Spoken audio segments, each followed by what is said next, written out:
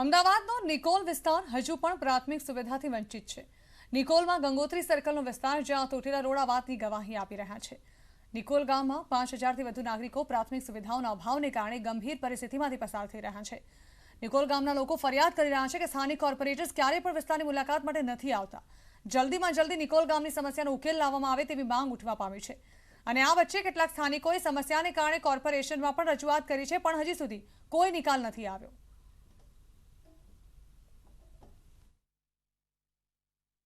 તો કે હમણાં કરી દેવું, હમણાં થઈ જાય કેટલા એક્સિડન્ટ થાય છે, ગાયોના એક્સિડન્ટ થાય છે।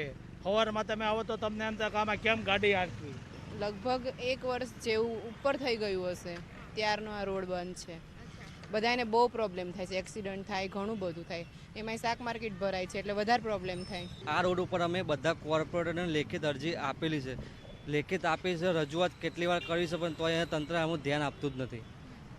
અહીંયા નહીં હોય તો હજારો નહીં પણ લાખોની સંખ્યામાં અવર જવર કરતા હશે લોકો, ધંધાદારીઓથી રહેઠાણવાસીઓ બધા છે, પણ તો આનું કોઈ ધ્યાન દોરતું જ નથી। અમદાવાદના નવા નિકોલ વિસ્તારમાં વિકાસ ચોક્કસ થઈ રહ્યો છે, પરંતુ વિકાસ ક્યાં તે અહીં સૌથી મોટો સવાલ ઊભો થઈ રહ્યો છે। મારી પાછળના રસ્તા આપ જોશો તો આપને ખ્યાલ આવશે કે અહીં વિકાસ કેવી રીતનો છે। અહીંના કોર્પોરેટરને પણ વારંવાર રજૂઆત કરી છે, પરંતુ કોર્પોરેટરે આગળ રોડ કમિટીને આ વાત જણાવી નથી। પરંતુ નવા નિકોલ વિસ્તારની આ પરિસ્થિતિ છેલ્લા 1 વર્ષથી છે। એક તરફ આપ રસ્તો જોઈ રહ્યા છો કે જ્યાંથી લોકો પસાર થાય છે ત્યાં પણ ખાડા ખરબચરા છે, અને બીજી તરફ જે રસ્તો છે તે રસ્તો ન હોવા બરાબર છે। અહીંના લોકો, જે સ્થાનિક લોકો બરાબર આ રીતે પોતાની દૈનિક જરૂરિયાતને પહોંચી વળવા માટે આ રીતે ચાલીને જાય છે, અને ખાસ કરીને કોઈ પણ વ્હીકલ અહીંથી પસાર થવું હોય તો સૌથી મોટી મુશ્કેલી અહીં સર્જાય છે। કોર્પોરેટરને જાણ કરવામાં આવેલી ટેમ્પરરી આ પ્રકારનો જે આપ પટ્ટો જોઈ રહ્યા છો તેવો પટ્ટોવાળો રસ્તો છે અહીંયા તૈયાર કરી દીધો, પરંતુ આ રસ્તા પરથી પણ કેવી રીતે કોઈ વ્યક્તિ પસાર થઈ શકે તે અહીં સવાલ થઈ રહ્યો છે। કેટલા લોકોનું કહેવું છે કે તેઓ ટેક્સ આપે છે, તેઓ દરેક જે સુવિધા છે તે સુવિધાથી વંચિત શા માટે રહે, આ અહીં સવાલ ઊભો થઈ રહ્યો છે। કેમેરા પર્સન નિલેશ સોસા સાથે દીપિકા ખુમાણ, ન્યૂઝ 18 ગુજરાતી, અમદાવાદ। દુનિયાભરના રમકડા હવે ગુજરાતમાં જોવા મળશે।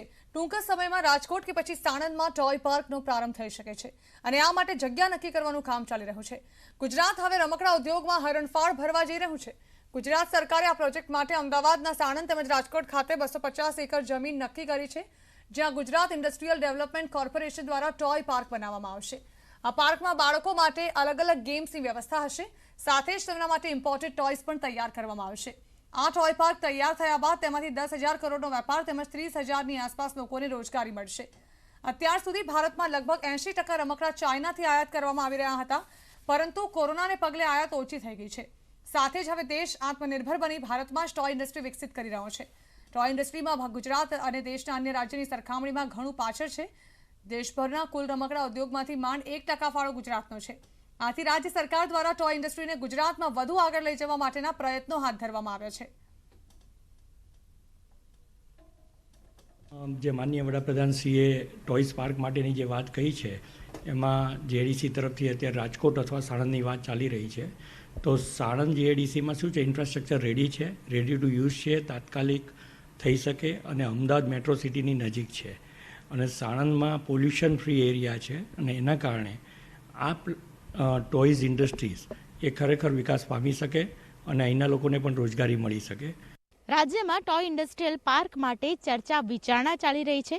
સ્થળ કયું રાખવું, રાજકોટ રાખવું કે પછી સાણંદ રાખવું? ત્યારે સાણંદમાં 250 એકર જગ્યામાં મારી પાછળનો જે આપ વિસ્તાર જોઈ રહ્યા છો, આ વિસ્તારમાં ખાસ કરીને ઇન્ડસ્ટ્રીયલ પાર્ક બની શકે છે। ટોય પાર્ક પાછળ લગભગ 250 એકર જમીનની અંદર 2,500 કરોડનો ખર્ચ થાય તેવી સંભાવના પણ વ્યક્ત કરવામાં આવી રહી છે। આ સંભાવના વચ્ચે મહત્વની વાત એ છે કે રાજ્ય સરકાર દ્વારા આંતરરાષ્ટ્રીય અભ્યાસમાં જે જાણવા મળ્યું છે કે ગુજરાતમાં રમકડા ઉદ્યોગના રોકાણમાં બહુ ઓછો ફાળો ધરાવે છે, તેને લઈને દેશના કુલ રમકડા ઉદ્યોગના ઉત્પાદનમાં માત્ર 1% ફાળો આપે છે। નિષ્ણાતોનું પણ માનવું છે કે જે પ્રકારે રમકડા ઉદ્યોગ જો ગુજરાતમાં થશે તો ઇન્ટરનેશનલ કંપનીઓ છે અહીં રોકાણ કરશે, અને કારણ કે ગુજરાત જેવા રાજ્યોમાં રો મટીરિયલથી લઈને પોર્ટ જેવી તમામ સુવિધાઓ ઉપલબ્ધ છે। જોકે હજુ સ્થળ નક્કી નથી થયું, સાણંદ નક્કી કરવામાં આવશે અથવા તો રાજકોટ નક્કી કરવામાં આવશે। જો સાણંદ નક્કી કરવામાં આવે તો આ સ્થળની પસંદગી સૌથી વધારે રહેશે। સાણંદના ખોરજ પાસેનો આ વિસ્તાર આપ જોઈ રહ્યા છો કે જ્યાં આ સ્થળ પસંદગી પામે તેવી શક્યતાઓ વર્તાઈ રહી છે. મહત્વની વાત એ છે કે આ સંભવિત પાર્કમાં જે પ્રકારે તમામ સુવિધા હશે, આ સુવિધા સાથે ગુજરાત છે તે 10 કરોડ વેપાર કરે તેવી સંભાવના વચ્ચે લગભગ 30થી 50,000 જેટલા લોકો એવા હશે કે જેમને રોજગારી પ્રાપ્ત થશે. કેમેરા પર્સન નિલેશ સોસા સાથે દીપિકા કુમાર, ન્યૂઝ 18 ગુજરાતી, અમદાવાદ. રસીકરણ અભિયાનના શરૂઆતી તબક્કામાં લોકોએ સરકારની મંશા પર અનેક સવાલ ઉઠાવ્યા, પણ જેવી રીતે કોરોનાનું સંક્રમણ વધતું ગયું, લોકોને રસીનું મહત્વ સમજાવવા લાગ્યું. આજે સ્થિતિ એવી છે કે લોકો રસીકરણ કેન્દ્ર પર લાઈન લગાવી પોતાને ક્યારે રસી મળશે તેની રાહ જોવે છે. મહત્વની વાત એ છે કે રસી માટે લોકો સરકારની સિસ્ટમ પર વધારે ભરોસો રાખે છે.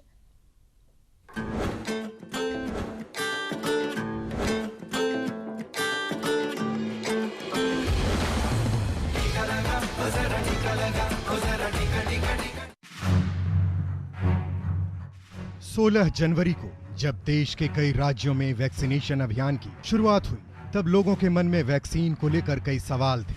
लोग वैक्सीन से बचने के लिए बहाने बनाते नजर आते थे.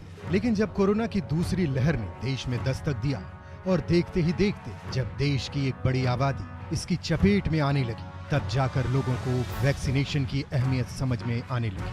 आज आलम यह है कि वैक्सीनेशन सेंटर्स की तस्वीरें बिल्कुल बदल चुकी है. टीका केंद्र पर लोगों की लंबी लंबी कतारें और वैक्सीन नहीं लगा पाने के हालात में मचता हंगामा गवाह है कि लोग अब कैसे टीके के लिए बेकरार हैं.